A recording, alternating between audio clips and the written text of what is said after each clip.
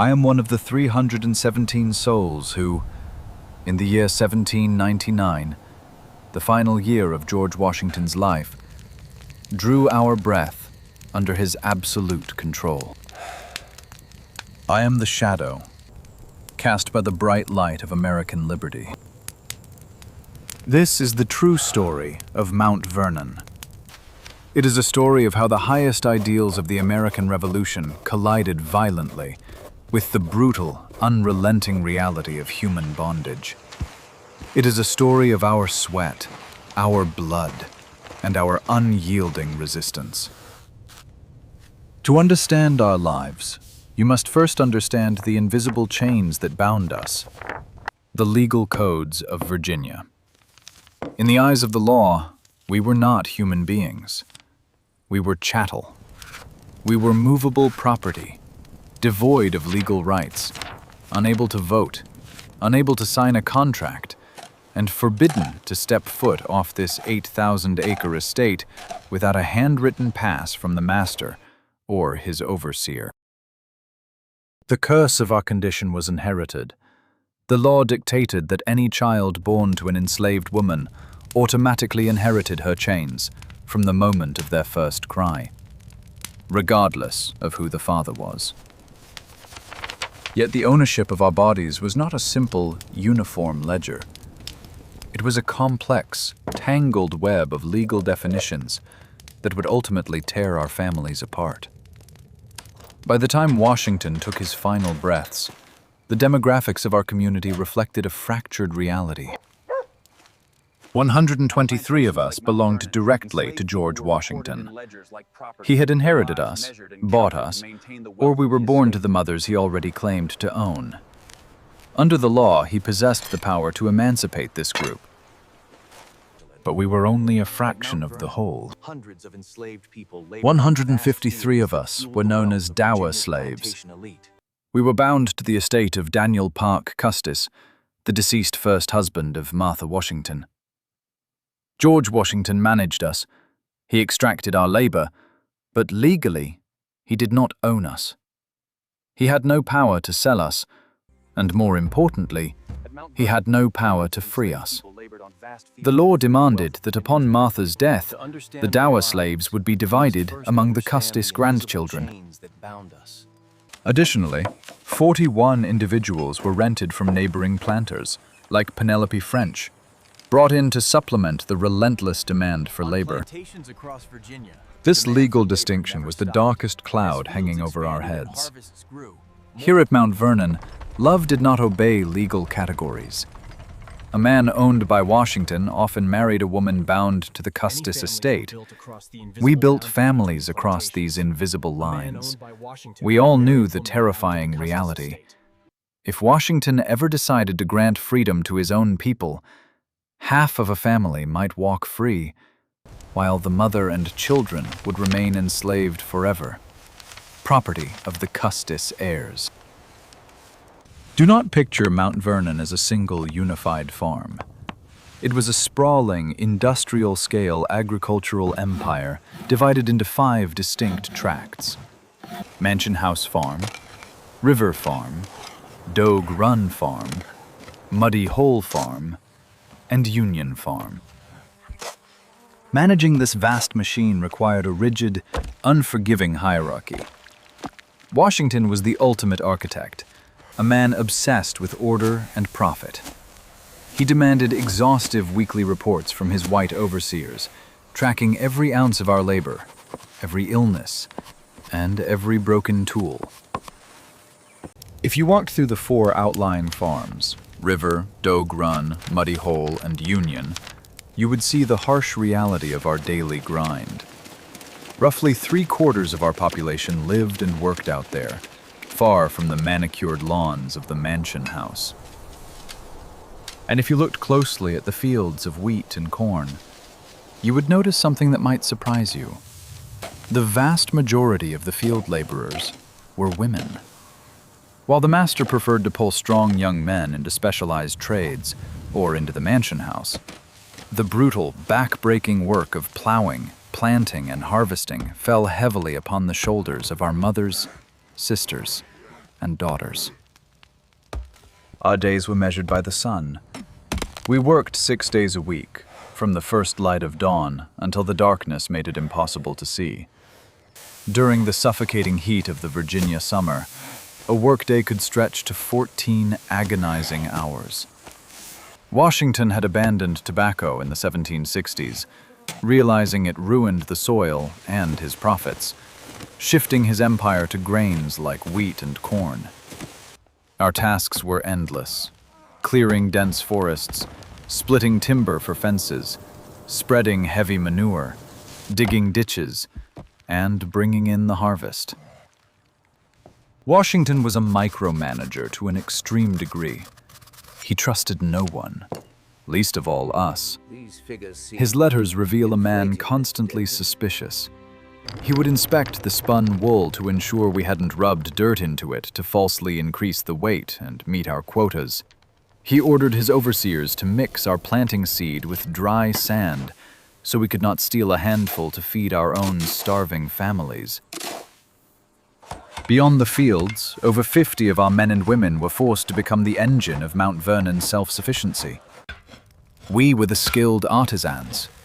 Washington wanted to stop buying expensive imported goods from Europe, so he turned us into his private, unpaid industrial workforce. Sambo Anderson was a master carpenter, building the very houses we lived in, repairing carts and constructing the great barns. We had coopers who spent their days building the watertight barrels needed to ship Washington's flour, whiskey, and salted fish across the ocean. In the sweltering heat of the forge, our blacksmiths hammered out horseshoes, nails, and heavy iron agricultural tools. The women, too, were highly skilled forced laborers. Women like Charlotte, Betty, and Alice were spinners, weavers, and seamstresses, churning out miles of coarse cloth to clothe the hundreds of captive bodies on the estate. A man named William Lee, who had served as Washington's personal valet during the Revolutionary War until his knees were shattered, was eventually forced to become a shoemaker, cobbling together the stiff, crude leather shoes the field workers wore. Those of us in the trades lived closer to the mansion house. We had a fraction more autonomy than those in the fields, but the pressure was immense. We were given strict weekly production quotas. If a seamstress did not finish her allotted garments by Saturday night, the threat of the whip was guaranteed. Then there was the mansion house. To the wealthy guests who dined on fine china and drank imported port wine, the house servants were the most visible face of our enslavement. There were about 10 of us working inside the gilded cage: butlers, waiters, cooks, and maids. Our physical conditions were marginally better. We ate the scraps from the master's table, and we wore better cloth. But make no mistake, it was a psychological prison. We were subjected to 24-hour surveillance. We had no privacy, no moment where we were not performing servitude. Washington was deeply concerned with appearances. It was an unspoken but glaringly obvious rule that he preferred individuals with lighter skin, mulattoes, for the visible roles inside the house. It was a twisted manifestation of racial hierarchy within the very system of slavery itself. Men like Frank Lee, the butler, and Christopher Shields, Washington's personal servant, were forced to maintain an air of impeccable, silent grace. We had to anticipate every need, pour every drink, and stand like statues while the architects of American liberty sat around the dining table discussing the sacred rights of mankind. When the sun finally set and our labor for the master ceased, we returned to the stark reality of our survival. The housing Washington provided was a testament to his calculated frugality. Out on the outlying farms, our families were crowded into tiny, crude, one-room log cabins. The chimneys were made of wood and daubed mud, a constant fire hazard. When the heavy rains came, the roofs leaked, turning the dirt floors to thick mud. The windows were small, leaving the insides dark and choked with smoke. Here at the Mansion House Farm, many of us originally lived in a large, barrack-style brick building known as the House for Families. But in the 1790s, Washington had it torn down, replacing it with separate, cramped quarters for men and women near the blacksmith shop, all to increase his ability to monitor and control our movements at night. Yet, if you were to dig into the earth near those cabins today, you would find the fragments of our resilience. Archaeologists have uncovered pieces of fine ceramics we secretly acquired, metal buttons, glass beads, and the bones of wild animals. We did not just exist. We fought to make those miserable shacks into homes. Our survival depended heavily on our own exhausted hands. Washington's standard food ration was monotonous, minimal, and designed only to keep the human machine running. Every week, a working adult was given about 1 quart of cornmeal a day and a mere 5 to 8 ounces of salted fish, usually the herring we ourselves hauled from the freezing waters of the Potomac River. To prevent our children from starving or dying of scurvy, we worked the night shift. After 14 hours in the master's fields, we tended our own small, hidden gardens by the light of the moon. We grew collard greens, sweet potatoes, watermelons, and raised chickens. We even forced our way into the local economy. On Sundays, our one day of rest, some of us would walk the long miles to the market in Alexandria. There we sold our eggs, our chickens, and our vegetables. We saved those pennies with desperate care, using them to buy a little sugar, a bit of tea, or a yard of slightly better fabric. Some of our men, deeply trusted by the overseers, were given firearms and lead shot to hunt wild game and fowl, providing fresh meat for Washington's table, and occasionally slipping a rabbit into their own family's pot. Even the clothes on our backs were designed to control us and strip us of our dignity. Washington distributed clothing once a year. The field workers were given garments made of Osnaburg, a cheap, incredibly coarse, unbleached linen imported from Germany. It was scratchy, stiff, and miserable to wear in the heat. A field worker received 1 suit of clothes a year and a pair of crude leather shoes with no buckles. The house servants were dressed in liveries, uniforms of fine white and red wool, with stockings and shoes adorned with brass or silver buckles.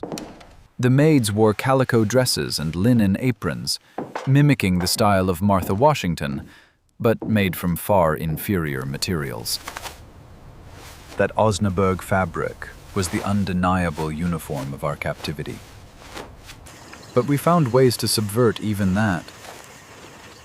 Take Hercules, our renowned chief cook. He used the money he earned from selling kitchen scraps to buy himself a luxurious black silk coat and a gold-headed cane. When he walked the streets of Philadelphia during Washington's presidency, he dressed like a gentleman. It was a profound, silent rebellion, a declaration of his own worth in a world that told him he was nothing but a tool. Let us speak of discipline. George Washington liked to view himself as a benevolent patriarch, the stern but caring father of a massive family that included his slaves. But this was a devastating illusion. His management relied on cold pragmatism and the ever-present threat of severe violence. To squeeze every drop of labor from us, he hired white overseers, often Scottish or English men, instructing them to remain constantly present. Washington believed that the moment an overseer turned his back, we would stop working. Yet, in a rare acknowledgement of black competence, he did appoint a few enslaved men, like Davy Gray, to act as farm managers. When quotas were missed, or when we dared to speak back, the father of the country did not hesitate to authorize the whip. He called it correction. In 1793, he explicitly approved the severe whipping of Charlotte, a seamstress, using a hickory switch. Her crime? She had been impudent and refused to work, exhausted and broken by the demands. If whipping did not work, he used psychological terror. He would threaten to demote house servants, banishing them to the brutal, muddy trenches of the field farms. And then there was the ultimate terror, being sold to the West Indies. To be sent to the sugar plantations of the Caribbean was a death sentence, a permanent severing from everything and everyone you love. In 1766, Washington sold a man named Tom, an enslaved foreman, to the island of St. Kitts. Tom had repeatedly tried to run away. Washington wrote that Tom was a rogue and ordered him sold for molasses and rum. We all knew Tom's fate. We all knew the line we could not cross. When we fell ill from exhaustion or malaria, Washington's pragmatism extended to medicine. A sick slave was a loss of profit. He built a specialized hospital building in the 1770s and hired Dr. James Craik to treat us. Dr. Craik used harsh European methods, bleeding us, pulling teeth, and forcing us to drink bark for fevers. Washington even ordered us to be inoculated against smallpox, a progressive medical decision, but one rooted entirely in protecting his labor investment. But many of us did not trust the white doctor's purging and bleeding. We relied on the quiet ancestral knowledge of Africa, using herbal remedies, roots, and spiritual rituals to heal our own. They tried to reduce us to livestock, but we refused to let them destroy our humanity. We built families, deeply loving and fiercely protective, even as the system constantly threatened to tear us apart. The law did not recognize our marriages. We could not sign a marriage registry, but we jumped the broom, and we promised ourselves to one another in the eyes of God. Washington tolerated our marriages only because he knew that a man with a wife and children was less likely to run away. But economics always trumped our hearts. By 1799, roughly 2/3 of our adults were married, yet a tragic reality haunted us. Only a few dozen spouses actually lived in the same household. A skilled carpenter living at the mansion house might be married to a field worker at Dogue Run Farm, miles away. He could only see his wife and children by walking in the pitch black of night after a grueling week of labor, only to walk back before dawn on Monday. Because of this agonizing separation, nearly 3/4 of our children were raised in households headed by single mothers during the week.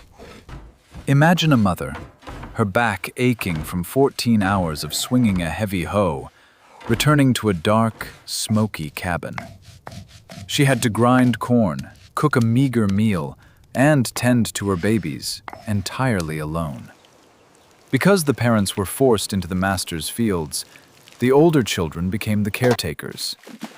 A 7-year-old child would be tasked with hauling heavy buckets of water, tending the garden, and rocking their infant siblings. We were robbed of our childhoods.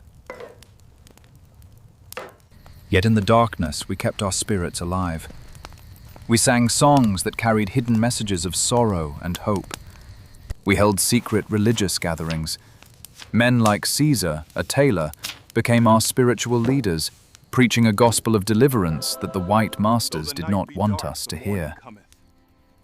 And when our people died, we buried them in the woods. Tradition says we buried them with their feet pointing toward the east. We pointed them toward the rising sun, toward the Atlantic Ocean, toward Africa, hoping their spirits would finally find the freedom in death that was denied to them in life. Do not believe the myth that we were docile. Resistance was woven into the very fabric of our daily lives. Most of it was subtle, a quiet war of attrition. We deliberately broke hoes and plows. We feigned illness to steal a day of rest. We worked at the slowest possible pace the moment the overseer looked away. Washington constantly complained in his diaries about our tricks and our laziness, completely blind to the fact that we were systematically withholding our labor from a man who had stolen our lives. We liberated food from his storehouses, wine, meat, and flour, reclaiming a tiny fraction of the immense wealth our blood had generated. But for some, quiet resistance was not enough. The records show that at least 47 of us attempted the ultimate act of defiance. We ran. Ona Judge was the personal maid to Martha Washington. She was favored, well-clothed, and seemingly lived a privileged life among the enslaved. But in 1796, while the Washingtons were living in Philadelphia, Ona learned a terrifying secret. Martha planned to give Ona away as a wedding gift to her fiercely temperamental granddaughter. Ona realized that no matter how nice her dresses were, she was merely a piece of property to be boxed up and gifted. While the president and the first lady were eating their dinner, Ona walked out the door, slipped through the streets of Philadelphia, and boarded a ship bound for Portsmouth, New Hampshire. Washington was furious. The President of the United States used his vast political power, his cabinet members, and his family to hunt her down. He sent Martha's nephew to threaten her, but Ona stood her ground. She sent word back that she would rather suffer the harshest poverty as a free woman than live a life of comfort in chains. She never returned. She lived the rest of her long life in New Hampshire, poor, but unequivocally free. And then there was Hercules, the legendary chef who cooked for the president. Hercules was allowed privileges unheard of for most slaves, earning nearly $200 a year selling leftovers. But gold cannot buy the soul. When Washington grew suspicious that Hercules might flee, he sent the great chef back to Mount Vernon and degraded him, forcing him to smash rocks and dig ditches with the field hands. The humiliation was the final straw. On February 22nd, 1797, the very day the nation celebrated George Washington's birthday, Hercules vanished into the night. He successfully escaped to New York, living out his days under the name Hercules Posey. He traded his silk coat and his master's kitchen for the dangerous, precious air of freedom. As the years wore on, the master's conscience and his wallet began to plague him. Washington was a man of deep contradictions. As a young man, he bought and sold human beings without a second thought. But the hypocrisy of fighting a war for liberty while holding hundreds in bondage began to weigh on him. In 1786, he confided in a letter that no man alive wished more sincerely than he did to see a plan adopted for the abolition of slavery. But his morality was heavily entangled with his economics. By his final years, Mount Vernon was failing. The land was exhausted, and our population was growing naturally. He had more enslaved people than he needed to work the farms, and he was losing money. He felt trapped. He refused to sell us off to the brutal Deep South because he could not stomach the idea of actively shattering our families. Yet he could not afford to keep us. He was a man paralyzed by a monstrous system of his own making, unwilling to risk his political capital to speak out against slavery during his presidency, choosing the fragile unity of the new nation over the lives of black men and women. Finally, facing the judgment of history and the Almighty, Washington drafted his 29-page will. In it, he ordered that all 123 of the slaves he owned outright were to be freed upon the death of his wife, Martha. He made provisions to financially support the elderly and to educate the enslaved children so they could survive as free people. It was a monumental gesture, an act no other founding father of his stature dared to commit. But his death in December of 1799 did not bring immediate liberation. It brought terror. Martha Washington, suddenly surrounded by hundreds of enslaved people who knew their freedom depended on her death, grew deeply paranoid. Fearing for her life, she signed the deed of manumission early. On January 1st, 1801, Washington's people walked free. But what of the others? What of the 153 dower slaves? The will meant nothing to them. When Martha died in 1802, the nightmare we had dreaded for decades came true. The dower slaves were divided up among her 4 grandchildren. Husbands were ripped away from wives. Children were pulled from their mother's arms. The community we had built, the bloodlines we had protected through decades of suffering, were shattered in an instant, scattered to different plantations across Virginia, never to see each other again. The life of the enslaved at Mount Vernon is the great tragic paradox of the American founding. It forces you to look at the father of this country and see both the visionary leader and the ruthless master. It demands that you recognize that the freedom of the architects of the Republic was purchased with our stolen labor, our broken families, and our silent tears. Today, our stories are finally being pulled from the earth. We are no longer just numbers on a ledger. We were carpenters. We were mothers. We were survivors. We were men and women who fought for our dignity in a world determined to erase it. We built Mount Vernon, and our resilience is as much a part of the foundation of this nation as the Constitution itself.